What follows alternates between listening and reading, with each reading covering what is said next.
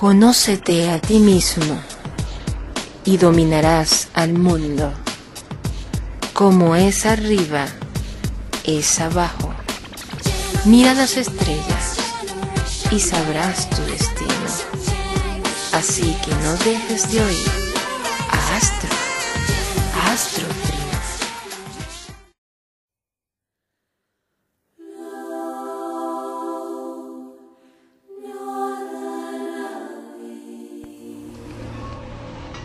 Buen día, mis queridos astroescuchas.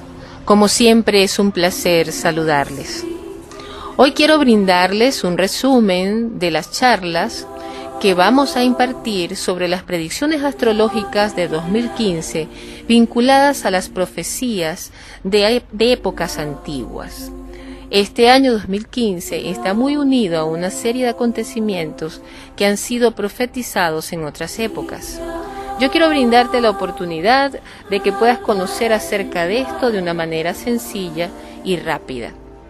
Voy a hablarte sobre todo del acontecimiento de este eclipse solar del 20 de marzo que está ligado a las 4 lunas de sangre.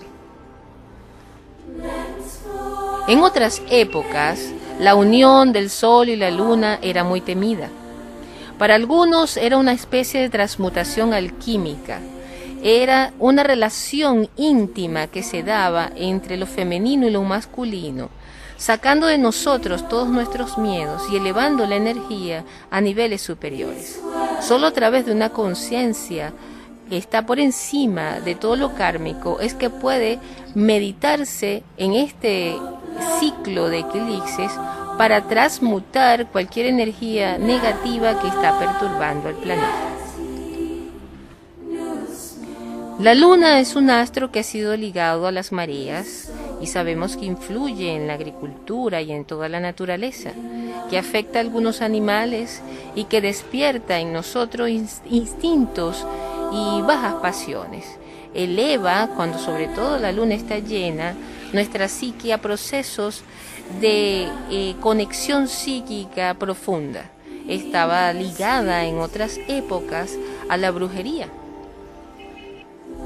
Los puntos en que el plano de la revolución lunar corta la eclíptica se llaman nodos lunares y están ligados a una criatura llamada dragón.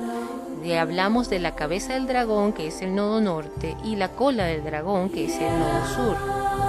En sí, estos eventos de eclipses se dan justo cuando el Sol entra muy cerca a los nodos. Podemos decir además que el número total de eclipses de Sol y de Luna a lo largo de un año no puede ser mayor de 7 ni menor de 2.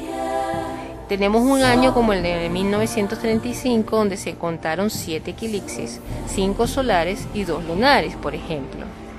No hay ningún año sin eclipses. Siempre hay un eclipse. Anualmente se producen por lo menos 2 eclipses solares y los años sin eclipse de luna son bastante frecuentes, aproximadamente 1 cada 5 años. Un eclipse lunar se da cuando la Tierra se interpone entre la luz del Sol y la Luna. Y un eclipse solar se da cuando la Luna se interpone entre la luz del Sol y la Tierra. Estas sombras que ocasionan los eclipses son el reflejo de los cambios que hay entre los grados del eje terrestre y los grados del eje lunar. Cuando la Tierra se oculta totalmente por el cono de sombra de la Luna, tenemos por supuesto un eclipse total. Pero cuando es solamente parte de esa penumbra, lo llamamos eclipse parcial. También tenemos un eclipse penumbral cuando apenas ese halo oscuro de sombra toca a la Tierra. Otras culturas nos advirtieron acerca de los eclipses. Por ejemplo, en Occidente fueron los mesopotámicos los primeros que hacia el tercer milenio antes de Cristo descubrieron algunas de las características de los eclipses. En concreto, descubrieron el llamado ciclo de Saros, periodo de 18 años y 11 días, tras el cual la Luna vuelve a ocupar la misma posición en su órbita con respecto al Sol, motivo que explica por qué los eclipses se repiten. Cada ciclo de Saros consta de un promedio de 71 eclipses, 43 solares y 28 lunares. No es de extrañar, pues, que el eclipse solar más antiguo, del que se conserva un registro fiel, se produjera en el año 1335 a.C. en Babilonia, y que en concreto es uno de los más seguidos en esta serie de Saros. Otra de las culturas de la antigüedad que tomaron muy en cuenta los eclipses fue, por supuesto, el antiguo Egipto, donde el cielo era comparado con el río Nilo, en el cual el dios Ra, el sol, navegaba de este a oeste cada día y retornaba al punto de partida por la noche. Tras atravesar el mundo subterráneo de los muertos, los sacerdotes explicaban que los eclipses, como ataques que eran sufridos por el dios Ra en su embarcación, marcaban el periplo eterno de su batalla contra el mal. En Oriente no nos quedamos atrás y los chinos alcanzaron unos conocimientos semejantes, aunque sus investigaciones debieron comenzar mucho antes, ya que el primer eclipse registrado por los astrónomos chinos se produjo en el año 2134 a.C. No obstante, los primeros en darnos una verdadera explicación científica de los eclipses fueron los griegos. Desde el 600 a.C., los griegos eran capaces de predecir eclipses y llevaban un registro de los mismos. Pero no fue hasta el año 450 a.C. cuando Anaxágoras propuso por primera vez que la luna carecía de luz propia y que era iluminada por el sol. Y por tanto, los eclipses eran consecuencia de las interferencias entre ambos astros. Los eclipses siempre estuvieron ligados a fenómenos extraordinarios en la historia. Los consideraron durante mucho tiempo como eventos causantes de eventos drásticos en la Tierra. Entre algunos de los presagios interesantes tenemos los historiadores romanos que tomaron en cuenta que un eclipse de sol acompañó el nacimiento de Rómulo, que otro eclipse anunció su muerte y un tercer eclipse precedió a la fundación de la ciudad de Roma. Uno de los eclipses más conocidos de la antigüedad, predicho por Tales de Mileto, tuvo lugar el 28 de mayo del 585 a.C., en medio de una batalla entre medos y lidios. El resultado de la batalla supuso el inicio del imperio medo. Se dice que Herodes murió entre un eclipse de luna y la siguiente Pascua, y generalmente se acepta que este eclipse fue el del 13 de marzo del año 4 a.C., y que Herodes murió el 1 de abril de ese mismo año. Leyendas budistas hablan de que el emperador Asócar en su viaje pisó el suelo de santuarios budistas justo antes de un eclipse de sol, predicho por los mismos sacerdotes. En América, los mayas, que eran grandes astrólogos, desarrollaron también un gran interés por los eclipses, siendo también capaces de predecirlos. Otros pueblos como los incas y los chichas también desarrollaron sus propios modelos de predicción y sus propias explicaciones acerca de los eclipses. Así, los incas consideraban que el sol y la luna estaban manteniendo relaciones sexuales cuando se producía un eclipse.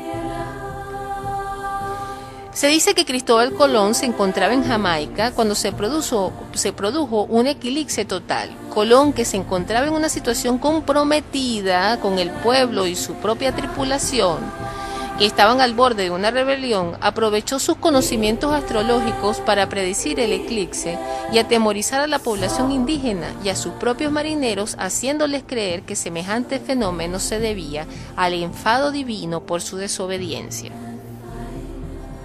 Uno de los eclipses más importantes está escrito en la Biblia, en el Evangelio de San Lucas, en el cual se narra cómo la muerte de Jesucristo aconteció en un eclipse. Según las Escrituras se decía que toda la tierra se cubrió de tinieblas por un eclipse de sol. Para los budistas y los hinduistas, el equilixe es una criatura demoníaca que trata de tragarse al sol y la luna. Según la mitología hindú, esta criatura demoníaca era una gran serpiente que ayudó a batir los océanos del universo, y de allí salió una gran espuma que fue el Amrita, el líquido de la inmortalidad. Pero también se produjo un gran veneno que fue tragado por el dios Shiva, el dios de la muerte, para que la humanidad y todos los seres vivientes pudiesen sobrevivir. El dios Vishnu trató de engañar a todos los demonios que habían participado en esta eventual creación del universo, no dándoles el mencionado Amrita que los haría inmortales, sino otro líquido que los embriagó. Sin embargo, Rahu, el demonio que batió el universo, se dio cuenta de la estratagema y trató de evitarlo y tomar el líquido, el cual apenas tocó con su lengua. Pero fue Vishnu que, por la intersección del sol y la luna, se dio cuenta de lo que estaba sucediendo y le cortó la cabeza. Es así como esta criatura se divide en dos y es lo que forma la cola y la cabeza del dragón. Como podemos ver, los equilixes están ligados mitológicamente, históricamente, a eventos funestos o muy dramáticos en la historia del planeta. En este año 2015 tenemos una tétrada de lunas rojas que están acompañadas de un eclipse solar que es el del 20 de marzo del 2015. Esta tétrada viene ocurriendo desde 2014 en fiestas que son consideradas por el pueblo judío como sagradas. Son las fiestas bíblicas de la Pascua y de los tabernáculos.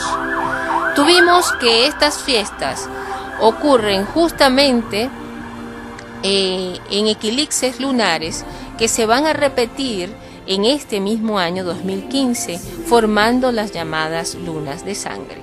La fiesta de Pascua está ligada al evento en que se salvaron los primogénitos de Israel cuando el ángel de la muerte visitó por intersección divina de Moisés Egipto para que pudiesen ser liberados, y fue cuando se dio el éxodo judío. Luego tenemos la fiesta de los tabernáculos, que es una fiesta de celebración a Jehová, donde se celebra la divinidad como Dios único del Todopoderoso, Yahvé o Jehová.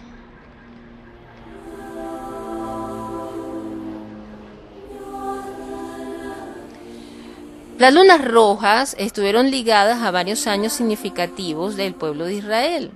En 1493 y 1494, después de la Inquisición española, cuando los judíos fueron expelidos de España y de Portugal, en ese mismo año Cristóbal Colón llegó a América, continente en el cual se convirtió en otro hogar para los judíos israelitas perseguidos. Pero prontamente la corona española y el papado romano establecieron sucursales americanas de la Inquisición española en Puerto Rico y en México para mantener a los colonos de la región católica oficialmente del imperio libres de toda práctica judía. También las lunas rojas se dieron entre 1949 y 1950, luego que la tribu de Judá se convirtió en la nación-estado de Israel en 1948 por proclama de las Naciones Unidas, recreando un nuevo hogar para esos israelitas judíos que habían estado habitando en la diáspora por casi 2000 años. Pero esto también creó casi de inmediato las guerras árabes y israelíes. Las lunas rojas de 1967 y 1968, durante la Guerra de los 6 días, con Israel capturando a Jerusalén y otras tierras árabes, lo que intensificó el odio y los ataques terroristas para la gente judía en la nación-estado de Israel, provocando desde entonces que la ciudad de Jerusalén se convirtiese en el centro principal de conflictos de todo el resto del mundo. Y como explicamos antes, en el calendario de los eclipses de las fiestas judías, las vimos muy identificadas, muy relacionadas entre el año 32 y 33 después de Cristo, cuando fue la crucifixión. Justamente el 14 de abril del año 32 después de Cristo, en la Pascua judía, se dio una luna de sangre, que fue cuando Jesús compartió con sus apóstoles el pan y el vino. Luego tenemos que la fiesta de los tabernáculos, el 7 de octubre del año 32, donde también participó Jesús, se dio una luna de sangre. Y la crucifixión, que se dio el 3 de abril el año 33 después de Cristo, y se da un eclipse solar. Así, después del año 33, tenemos que la oscuridad estuvo muy presente durante el proceso de la crucifixión, lo que nos hace pensar que estos eventos del pueblo de Israel nunca han estado disociados de estas lunas rojas. Otras lunas rojas fueron determinantes en el pueblo de Israel en el año 70 después de Cristo, un acontecimiento decisivo en la primera guerra judeo-romana, que fue seguido por la caída de la Masada en el año 73. El ejército romano, dirigido por el futuro emperador Tito, con Tiberio Julio Alejandro, con su segundo al mandato, sitió y conquistó la ciudad de Jerusalén, que había estado ocupada por sus defensores judíos en el año 66 después de Cristo. La ciudad y su famoso templo fueron destruidos al mismo año de la conquista. Así que definitivamente tenemos que algo va a ocurrir con el pueblo de Israel si seguimos lo que nos dicen los ciclos naturales de los planetas con respecto a los acontecimientos que han estado asociados. Debería de pasar algo con el pueblo de Israel. Y sabemos muy bien que este 2015 está muy tenso con respecto a las relaciones árabes e israelíes. Pero ¿cómo nos afecta los eclipses a nosotros de manera personal? Bueno, en principio podemos tomar mucha información oriental, sobre todo de los Vedas. Los Vedas hablaban de que nuestro cerebro tiene un comportamiento muy particular durante los eclipses. Y hablaban que uno de los patrones de la astrología, el Jyotish hindú, que es Ganesha, el dios, el patrono de la astrología, era una fórmula, era una iconografía que nos podía liberar de cualquier efecto nocivo de los eclipses. Curiosamente, la forma que tiene el hipotálamo en nuestro cerebro se asemeja a la trompa de un elefante, a la figura de este dios Ganesha. Así que es allí, en el hipotálamo, donde se da el intercambio celular, bioquímico del cerebro. A través de nuestras ideas segregamos hormonas, sustancias químicas que alimentan nuestras células. Y es allí donde debemos de hacer nuestro primer énfasis para liberarnos de cualquier energía nociva del exterior. Para los hindúes, cierta iconografía gráfica de yantras, mandalas y mantras asociado a ciertas deidades podía liberarte, podía proteger tu cerebro, tu psique humana de todos estos efectos. Así que ellos brindaban alabanzas al dios Shiva y a su consorte Durga, Shakti, Kali, para poder liberarse de todas estas energías nocivas. También se le consideraba muy importante al dios Krishna. Krishna pudo liberarse de los efectos lunares y de hecho se consideraba que era un dios lunar. Así que los cantos, los cánticos mantras asociados a Krishna, se les atribuyen estos poderes mágicos de protección en los tiempos de los eclipses. Aquí vemos varios de estos yantras asociados a la diosa Parvati, la consorte de Shiva, y vemos también el amuleto o talismán de la Rudraska, la Rudra, que es una semilla dedicado al dios Shiva y que se le adjudican poderes sobre todos los demonios, que son las energías negativas que brotan de la psique humana en los periodos de oscuridad lunar, como los eclipses. Los eclipses suelen repetirse en el mismo signo zodiacal y en un mismo grado cada 19 años aproximadamente, y sus efectos en la naturaleza y en la psique humana son potentes y clarificadores acerca de lo que llevamos por dentro y cómo se manifiesta afuera. Estamos pasando también por periodos muy interesantes a nivel galáctico. Según los mayas, estamos siendo sincronizados por el centro de la galaxia, un rayo de luz que nos sincroniza cada 5.125 años, y justamente desde el año 2012, que fue tan controversial, se ha venido dando una transformación energética en todos los seres humanos. Estamos justamente en el área más cercana a la galaxia y estamos a punto de comenzar una nueva era en el amanecer de la galaxia. Dicho todo esto, y sabiendo que estamos pasando por una elevación de conciencia muy interesante, estos eclipses que están pasando en estas épocas son de más de trascendentales, porque están marcando no solamente el fin de cualquier ciclo particular de la humanidad, sino estamos hablando del fin de una civilización. Analicemos un poco lo que puede estar pasando con Venezuela. Y aquí tenemos la carta de Venezuela. Con respecto a los debates astrológicos sobre la carta natal de Venezuela, vemos que algunos astrólogos prefieren la del 5 de julio de 1811, que particularmente es la que yo voy a tomar en cuenta, porque es allí donde surge realmente la verdadera identidad de este país. Por primera vez se le da el nombre de Venezuela.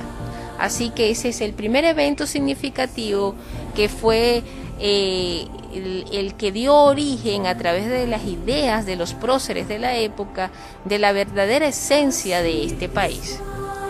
Otros astrólogos prefieren la carta del 19 de abril de 1810 y bueno, evidentemente aquí todavía estamos en un proceso de independencia. Respeto mucho todas las orientaciones que algunos astrólogos tienen sobre esta carta, pero como ya les dije, me parece más representativo por todos los eventos que han venido dándose en Venezuela y cómo los tránsitos planetarios han marcado que así es que pueden ocurrir, que prefiero la carta del 5 de julio.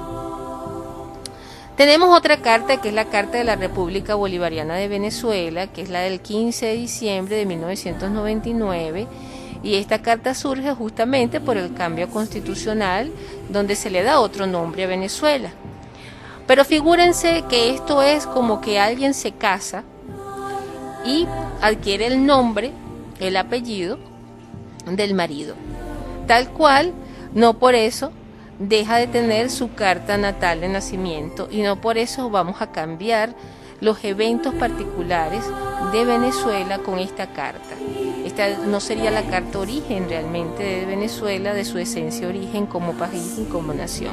Simplemente es la carta que representa un evento particular que pasó en esta nación.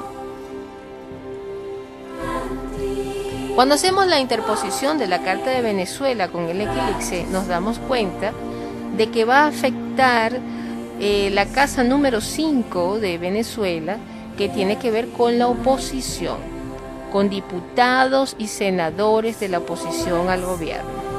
Así que va a ser muy interesante ver qué hechos se van a transformar en esa área de la vida de todos los venezolanos. ¿Y qué pasó según el ciclo de Saros en el año 1996, cuando ocurrió un eclipse similar? Pues vemos que se creó la Agenda Venezuela.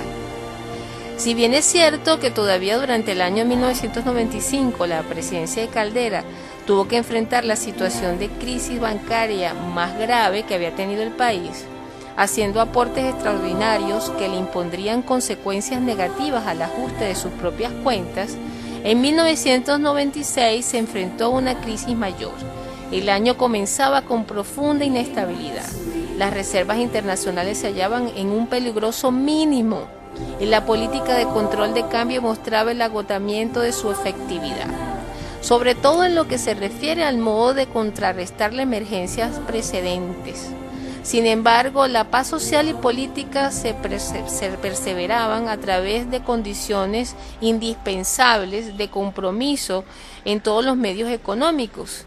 Y así fue como se creó la Agenda Venezuela, que fue liderizada por Teodoro Pekov, con aquella frase muy particular de que estamos mal, pero vamos bien. También en 1996 se hablaba de que el presidente Rafael Caldera anunciaba la devaluación del bolívar. Y el 30 de mayo de 1996 la Corte Suprema de Justicia condenó a Carlos Andrés Pérez por malversación genérica y agravada de fondos, con un arresto domiciliario. Esos fueron los eventos más trascendentales de ese año y que podrían ser motivo de discusión, experiencia a un nivel superior. Acuérdense que todos los eventos ocurren en espiral ascendente, no con los mismos personajes, no en los mismos escenarios, pero sí con las mismas energías de aprendizaje.